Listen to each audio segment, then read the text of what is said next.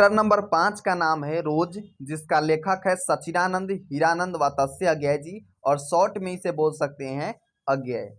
रोज कहानी चैप्टर एक कहानी है और जिसका सबसे पहला प्रश्न आते हैं रोज कहानी के तरफ से कि निम्न में से किस कहानी में गैंग्रीन का उल्लेख किया गया है। वैसे बता दें आपको, गैंग्रीन जो है ना एक बीमारी है, ठीक है। तो निम्न में से किस कहानी में गैंग्रीन का उल्लेख किया गया है, तो ऑप्शन नंबर बी हो जाएंगे राइट आंसर, यानी रोज कहानी में गैंग्रीन नामक रोग का जो है ना उल्लेख किया गया है, यानी बात किया गया है, उल्लेख का मतलब, ठीक है। अगला प्रश्न हम लोग क्या आते हैं, मालती किस कहानी की पात्र है, ठीक है। मालती जो है ना किस कहानी के पात्र हो जाएंगे। ऑप्शन ए है सिपाही की माँ, ऑप्शन बी है रोज, ऑप्शन सी है तिरिच और ऑप्शन नंबर डी है गौरा।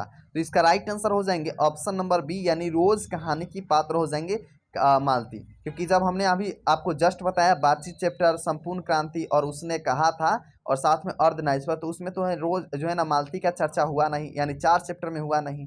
तो क्या हो जाएगा, 5वां चैप्टर का नाम हो जाएगा रोज में मालती कहानी के पात्र हो जाएंगे, रोज कहानी के, ठीक है। अगला प्रश्न हम लोग क्या आते हैं, प्रश्न नंबर 3 है कि रोज शीर्षक कहानी में किसने पूछा तुम कुछ पढ़ती लिखती नहीं हो, ठीक है। रोज जो शीर्षक कहानी है उसमें कौन पूछता है कि तुम कुछ पढ़ती लिखती नहीं हो। ऑप्शन ए है लेखक ने, ऑप्शन बी है पति ने, ऑप्शन सी है भाई ने और ऑप्शन नंबर डी है चाचा ने। तो इसका राइट आंसर हो जाएंगे ऑप्शन नंबर ए, यानी लेखक ने पूछता है कि तुम कुछ पढ़ती लिखती नहीं हो, ठीक है। कौन पूछता है, तो लेखक पूछता है कि जो है ना तुम कुछ पढ़ती लिखती नहीं हो, किससे, तो मालती से पूछता है। अगला प्रश्न हम लोग क्या आते हैं, सचिदानंद हीरानंद व तस्य अज्ञेय द्वारा लिखी हुई कहानी कौन सी है। ऑप्शन ए है उदय, तिरिच चैप्टर जो है ना उदय प्रकाश जी लिखे हैं, रोज कहानी को अभी पेंडिंग रखते हैं। उसने कहा था चंदर शर्मा गुलेरी जी लिखते हैं और सुखमय जीवन भी लिखते हैं चंदर शर्मा गुलेरी से। तो रोज कहानी का लेखक कौन जाएंगे, तो सचिदानंद हीरानंद व तस्य अज्ञेय जी हो जाएंगे, ठीक है। अगला प्रश्न हम लोग क्या आते हैं, महेश्वर की पत्नी का नाम क्या है। जो महेश्वर है उसकी पत्नी का नाम क्या है।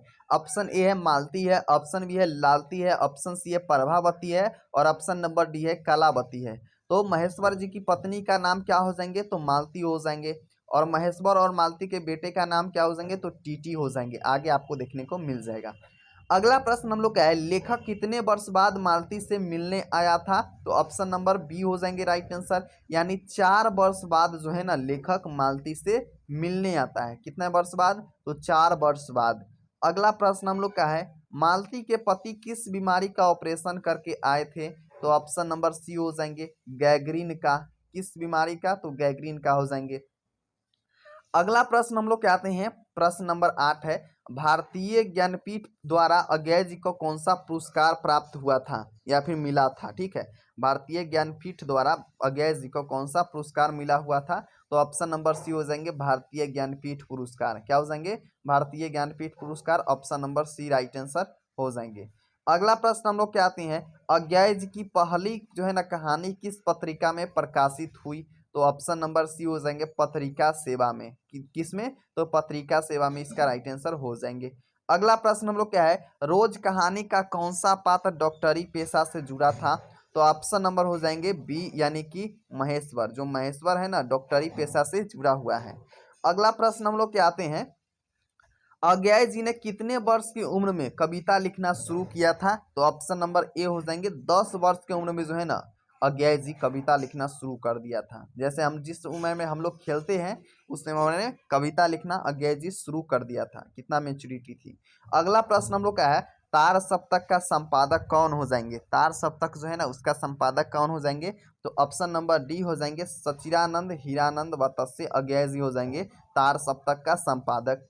अगला प्रश्न हम लोग का है, नदी के द्वीप किसकी रचना है, तो ऑप्शन नंबर बी हो जाएंगे, यानी अज्ञेय जी की रचना है नदी का द्वीप। किसका हो जाएंगे, तो अज्ञेय जी का हो जाएंगे। अगला प्रश्न हम लोग क्या आते हैं, अज्ञेय को ज्ञानपीठ पुरस्कार किस रचना पर प्राप्त हुआ था, तो ऑप्शन नंबर ए हो जाएंगे कितनी नावों में कितनी बार, ठीक है। कितनी नावों में कितनी बार रचना पर जो है ना अज्ञेय जी को भारतीय ज्ञानपीठ पुरस्कार जो है ना प्राप्त हुआ था। अगला प्रश्न हम लोग क्या आते हैं, 15 नंबर प्रश्न है, अज्ञेय का जन्म हुआ था। अज्ञेय जी का जो है ना जन्म कब हुआ था, तो ऑप्शन नंबर ए है 7 मार्च 1911 ईस्वी में इसका जन्म हुआ था। कब हुआ था, 7 मार्च 1911 ईस्वी में अज्ञेय जी का, यानी सचिदानंद हीरानंद व तस्य अज्ञेय जी का जन्म हुआ था। अगला प्रश्न हम लोग का है, अज्ञेय के पिता का क्या नाम था? अक्सर एग्जाम में पूछे जाते हैं कि अज्ञेय जी के पिताजी का क्या नाम हो जाएंगे, तो ऑप्शन नंबर बी हो जाएंगे डॉक्टर हीरानंद शास्त्री। क्या हो जाएंगे? डॉक्टर हीरानंद शास्त्री हो जाएंगे अज्ञेय जी के पिताजी के नाम। अगला प्रश्न हम लोग क्या आते हैं, उत्तर प्रियदर्शी के नाटक का जो है ना, नाटक के नाटककार कौन है? उत्तर प्रियदर्शी के नाटक के नाटककार कौन हो जाएंगे? तो ऑप्शन नंबर बी हो जाएंगे अज्ञेय, जिसका पूरा नाम है सचिदानंद हीरानंद व तस्य अज्ञेय हो जाएंगे। ठीक है। अगला प्रश्न हम लोग का है, शेखर एक जीवनी किस विद्या की कृति है? तो ऑप्शन सी हो जाएंगे उपन्यास। क्या हो जाएंगे? उपन्यास हो जाएंगे इसका राइट आंसर। अगला प्रश्न हम लोग क्या है, अज्ञेय की माँ का नाम क्या था? एग्जाम में पूछे जाते हैं कि सचिदानंद हीरानंद व तस्य अज्ञेय जी की माँ का क्या नाम हो जाएंगे?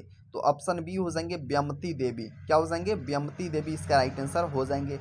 अगला प्रश्न यहाँ पर हम लोग का समाप्त होते हैं चैप्टर नंबर 5, जिसका नाम था रोज और लिखे हुए थे सचिदानंद हीरानंद व तस्य अज्ञेय जी। तो जिस प्रकार से हमने चैप्टर 1 यानी बातचीत चैप्टर से लेकर के और 5 चैप्टर रोज तक कंप्लीट किया है, उसी प्रकार से चैप्टर नंबर 6 जिसका नाम है एक लेख और एक पत्र। क्या है नाम? एक लेख और एक पत्र, लिखे हुए हैं भगत सिंह, और यह जो है ना एक ऐतिहासिक पत्र है।